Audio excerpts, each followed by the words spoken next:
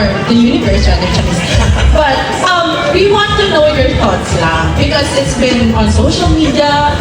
What are your thoughts on the MGI All Stars? Naisip ko na siya. Thoughts ko. Nasa thoughts ko na siya. Hindi ko nga lang i-share joke.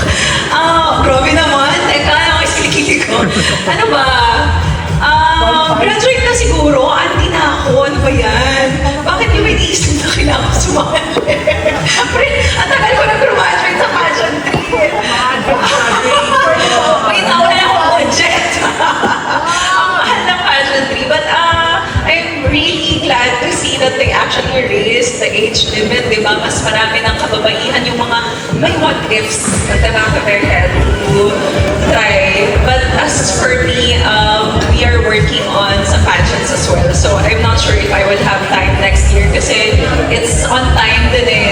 Early next year din namin wini-work on yung Mr. Grand International that I'm a part of.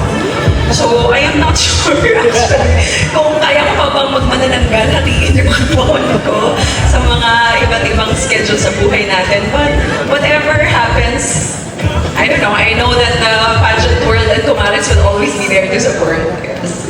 I'm sure they're gonna support you either way. Are you so